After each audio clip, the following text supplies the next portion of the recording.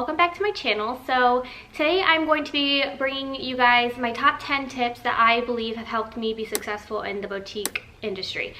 So I am a boutique owner of 2.5 years. It'll be 3 years in February, which is so crazy to me. I never in a million years thought I would still be doing this from when I first opened it. I'm grateful that I am, and I'm really happy that I was able to continue on with it, but totally unexpected. So I'm just kind of gonna go over the top things that I thought were the most helpful when it comes to starting a boutique and kind of getting in a swing of things. I will say that there's no rule book for this job. So just because something did well for me does not mean it's going to necessarily do well for you, or maybe you have already found the things that you like doing for your boutique. These are just my top things that have been helpful for me and made me successful. So take what I say with a grain of salt. If you don't think that it's going to fit for you and your boutique, then don't worry about it. Also, I'm going to say that this isn't me judging you if you do any of these things. I've done probably every single one of these mistakes that I'm going to talk about, so just keep that in mind. Everyone has to go through their growing pains. If you feel like you do one of these things, it's okay, just trying to grow from it like we all do. So with that being said, if you guys are interested in my top tips for boutique owners, then just go ahead and keep watching. Alright, so we're going to start with number one. My number one biggest tip is to take your own photos. I do not recommend using stock photos at all. I think that that shows, like I said, everything that I'm saying right now, it's not me judging you if you do it. It is more so me just saying that I think you can be more creative with it. If you make the decision to open up your own business, put the work in and do those photos. I think it goes a long way showing the pieces on you specifically than showing them on a model that's a size 0, and they're usually not very creative photos. So number one, take good photos if you can. Like I said, everyone's gonna go through their growing pains. Photos aren't gonna turn out perfect the first time that you try doing them.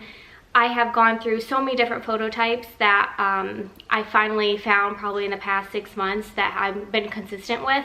And that's another thing, try to stay consistent with your photos. This is what I like to compare it to. So when I have a lot of photographer friends on my social media.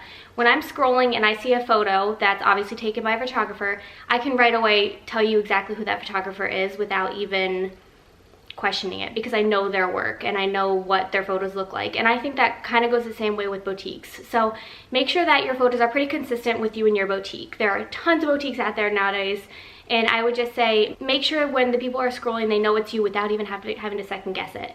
Of course, it's great to add in mixes of flat lays or pretty much whatever, but I would say be consistent with the way you present your photos. So that's, I would say, the biggest one of mine.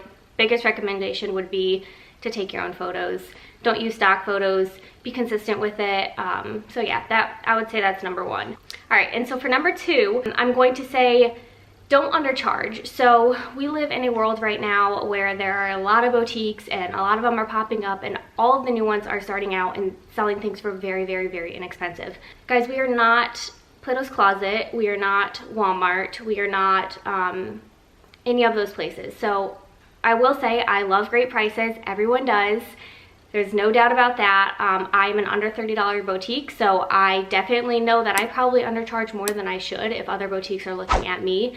But it's just something that I stuck with for the last 2.5 years, and I'm not going to change that now. So I would just say really try not to undercharge and make sure that your prices are set well for you, of course, your customers and everyone in between. You know, pricing is a difficult topic and it is hard to do, but make sure that, yes, you want it to be affordable, but also make sure that you're not getting it to the price range of people can go to Plato's Closet and pay the same price for it.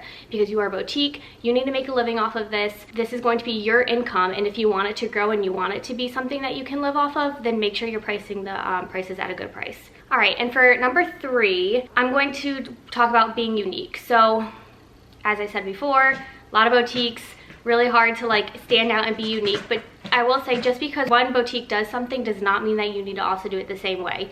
You can stand out and be different, you can do things differently. Try your hardest not to look at one boutique and just vision yourself like them. Branch out. Sorry to hear that, my cat's scratching on her post. Branch out further than that. You want to be different. You don't want to just do everything the same way that another boutique does, especially if it's someone that has mutual customers or mutual friends. I mean, it's one thing if they're like super far, like you don't even know mutual contact or whatever. Yeah, so I would just say be unique, find things that are different, find things that are fun for you and that show your personality, because that plays a huge part into being successful as well. Showing your true self in it, showing your passion and your side of things and what you love can go a long way, and I think that's important. Just really try to be unique. Just because one boutique does it does not mean that you need to do it that way too. You can kind of branch off and figure out your own way to be successful and your own way to do things with your business. All right, so for the next tip, I'm looking down at my phone, by the way, in case you're wondering. My next tip is going to be make sure you're taking out taxes. Guys, this is a huge thing that I think a lot of people don't remember or don't think about. You should be taking 20 to 30% of your sales out every single launch, or every single month or whatever. So say you do $10,000 in sales, you got to take $2,500 out. I know it sucks, but at the end of the year, you are going to end up getting screwed if you don't. You need to be careful with that. You need to take your taxes out. You need to have it set aside, because once February comes around, you're going to have to pay all of that back. And that also goes to say your state tax. So you're going to have to pay your state tax as well. It shouldn't be as much as the end of the year tax, but really keep that in mind, because you can get into some deep trouble if you're not taking that money out, because you need to have that money there come February when they ask for it. So that's a huge thing, and I think a lot of people forget about it and they don't want to think about it because, you know, who wants to be giving money away? But you have to remember it. I would just say you look at it in the sense of no one's taking your taxes out for you. So if you were to work anywhere else, Target, wherever, you're gonna get a pay stub at the end of the week and it's gonna say the taxes that were taken out. For you, you have to do it yourself, and that's kind of, so it's the same thing. You just gotta remember to do it yourself, which is harder to do. So that's another tip of mine. Another thing I would say is post accomplishments, post everyday life things, post goals that you have for yourself. That also plays into the role of being unique and just showing your true self. So your group can be more than just about clothing, and mine is just like a big group of girls that we're all best friends and we all hang out and we all love it. So keep that in mind. Post those things. It's fun. Not everybody just wants to like buy clothes. I mean, some people probably do, but I think it is important to also post other things besides just clothing. Next one, I would say respond right away to your customers. So you want to make sure that you are letting your customers know that you are, if you're always posting like I'm there for you, and if you have any questions, then message me. Guys, you need to be responding to your people right away, even if it's a simple like, hey, I'm out with my kids right now, or hey, I'm busy right now, I'll get back to you when I get back to the shop. Just letting them know, give them that satisfaction and pretty much the customer service that they deserve for shopping with you. So even if you can't get to them right away, or you can't check up on the item that they're asking about, just respond and send them a message being like, hey, I'm busy right now and I'll get back to you when I can. Mark that person down in your notes. That's what I do. So if your messages get really cluttered and stuff, just write the person down in your notes and what their question is, and you can go back to it so you don't have to worry about missing anybody. I mean, it's gonna happen. There's gonna be times where you forget about a question that somebody asked and you didn't respond, or whatever it may be, but just be quick with your customers. I think it's important, at least within the half-hour mark, to just be like, hey, I hear you and I see you, I'll be with you shortly. One of those types of things. I think that goes a long way. I mean, I've had customers, I've done that with customers, I do that with customers, and they message me right away and they're like, oh my god, thank you so much, like you responded so quickly, like you're amazing, da da da da. So it shows when you do that, so just keep that in mind. I would respond as quickly as you can, even if you can't respond, like even if you can't check up on the question, then I would just go ahead and shoot them that message. This is my second to last one. So I will say hire help if you need it, but don't rush it.